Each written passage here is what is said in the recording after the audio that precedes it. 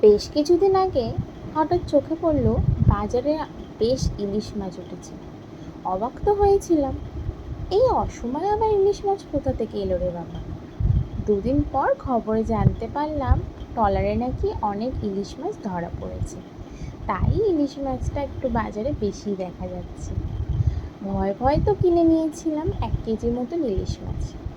বাড়িতে আনতেই মা ধুয়ে বেছে রবিবার রান্না করে ফেললো ইলিশের ঝোল।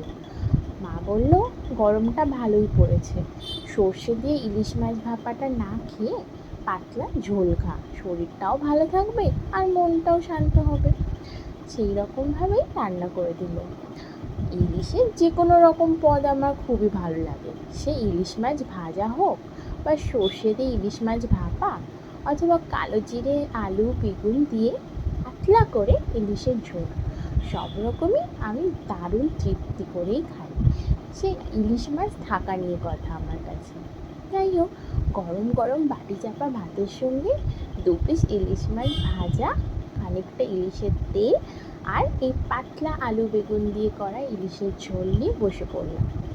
ভালো করে ভাতটা মিশিয়ে লঙ্কা ডলে আলু ও বেগুন মাখিয়ে ইলিশ মাছটা ভেঙে যখন মুখে তুললাম, কি আর ভাববে, ওই যে অসময়ে ইলিশ, স্বাদটা আশা করা একদমই আমার উচিত হয়নি ঠিকই। যাই হোক, খানিকটা কিন্তু কিন্তু ভাব নিয়ে খেয়েই ফেললাম। খুব একটা স্বাদ একদমই না, স্টোরের যে মালটা ছিল সেটাই ক্লিয়ার করছিল বোধহয় ওরা।